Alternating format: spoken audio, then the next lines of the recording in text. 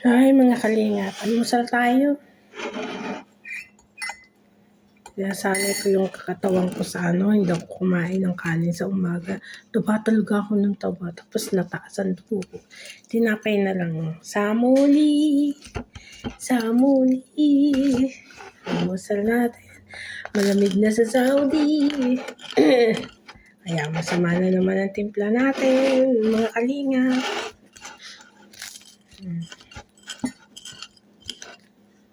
Almusal tayo. Samuli. May palaman yan.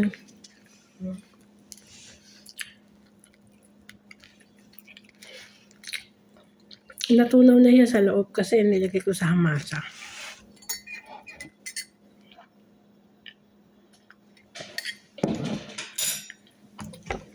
Mga kalingap, share ko sa inyo.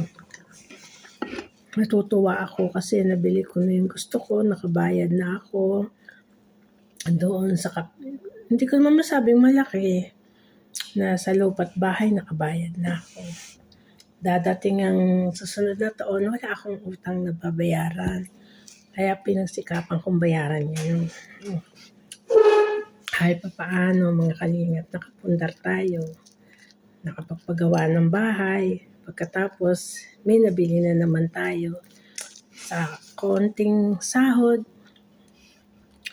Nagpapadali naman ako sa anak ko. Hindi pwedeng hindi ako magpadala doon. 2 anak noon. Tapos nakaka-ipon-ipon, gano'n. Isa na lang ang problem ko. Bayad na ako sa lupa't bahay. Hindi namang malaki yun. Maliit lang yun. At least nakakatuwa, nakakapundar tayo, di ba? Ano sa tayo, mga kalingap?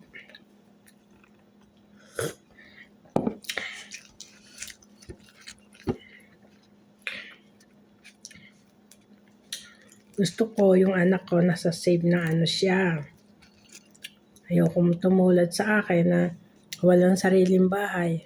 Pag magagalit, pwede ko kayong palayasin dyan.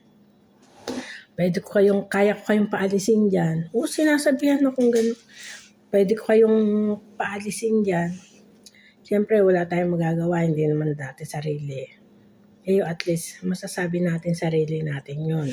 Diba? Pero lahat ng sinasabi nila, nakatatak lang dito sa utak ko. Lahat ng karanasan ko doon, lahat, nakatatak yan.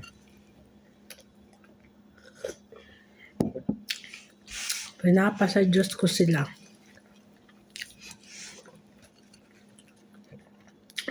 Pero ako, tahimik lang, hindi ako na-email. Pinapa sa Diyos ko na lang, may awaan Diyos, binigay niya yung kahit kapiraso na matupad ko mabili. Sarap nito. Hindi po maraba. Tapos lalagay mo dito. Lalagay mo sa hamasa. Masarap. Sarap.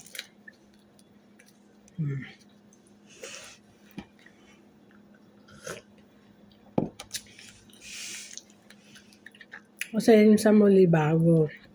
Meron kasi yung samuli na pag inano mo sa masa, durog-durog. Kasi luma na siya. Dito sa amin, maganda ang samuli. Doon sa nani na amo kong babae, pag inano mo sa masa, nagdudurog-durog siya. Kaya hindi masarap ang lasa.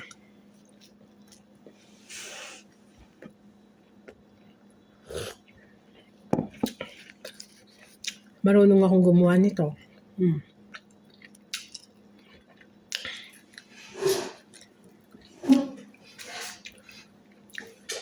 Mga kalingap, magkano magpakabit ng kuryente sa sinalhan? Wala kasing sariling kontador yung nabili ko. Yung anak ko nakikikabit lang. Yung bala ko, unahin ko yung kontador. Total bayad na ako sa bahay at lupa. Kontador naman. Para yung anak ko hindi na lang nakikikabit. Pag nagalit, tatanggalan. Nangyari din sa akin yun ah.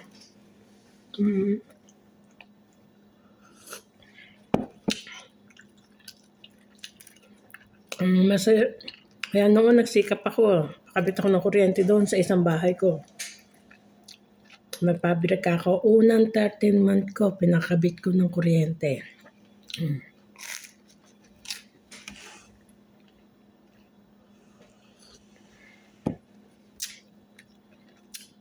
Kasi ang hirap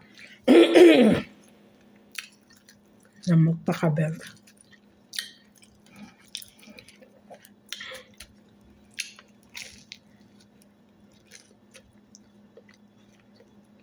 Pero may ano yun, lisensya niyan, kabit ko ng kuryente.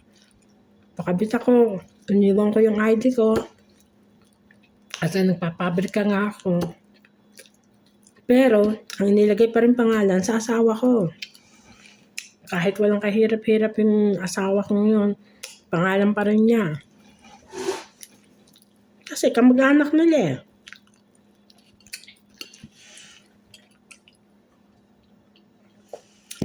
Sa halip na pangalan ko, gawa na ako ang gumastos, ako nagpakabit, nag-iwan ako ng ID. Wala. Hindi binigay yung ID ko, kinuha yung ID ng asawa ko. Iyon ang ginamit sa kuryente.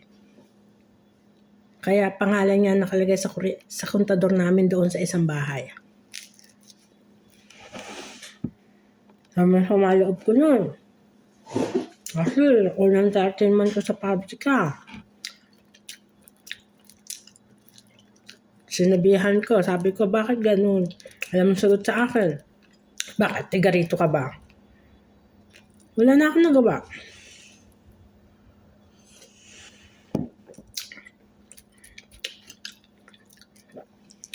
Pero andito lahat sa puso ko yung ginagawa nila sa akin.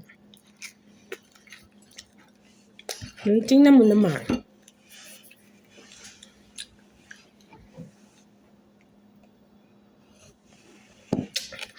Sarap talaga nito.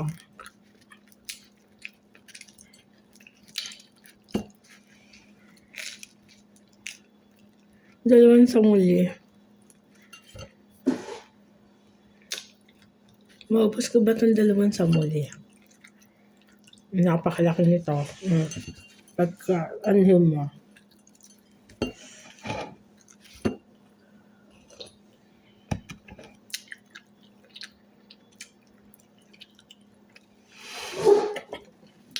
Tinitaste ko munang hindi kumain ng kanin sa umaga. Kasi nataas ang dugo ko, taba ako ng taba. May edad na tayo. Pag-uwi ko ng Pinas yun, talaga maano kung hindi na ako kumain ng kanin sa umaga.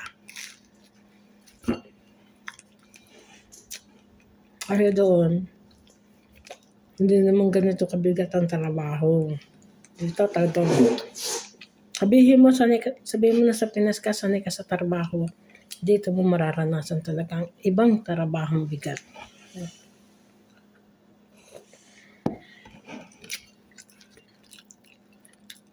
Hindi ko maupo. Nakala ko susuko ako eh.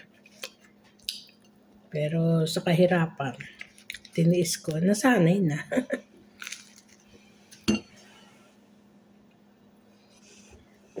Ang kaya ubusin. Isa lang sa muli.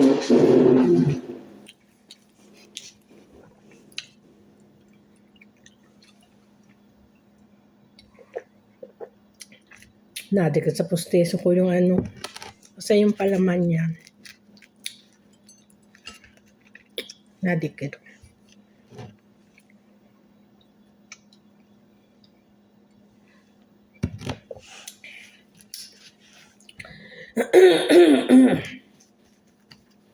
Malamig na dito.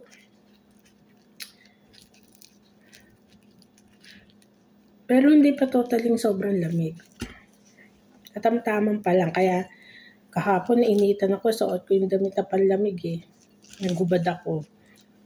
Kaya lang, pag itong suot mo, kailangan magdodoble ka.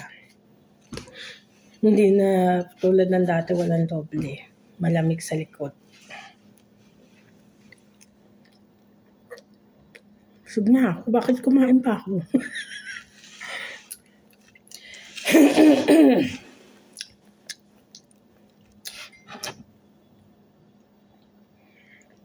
Okay, bye-bye mga kalingap. Kuya Bal, Ate Edna, Kuya Rap, Ruel, K-Boys.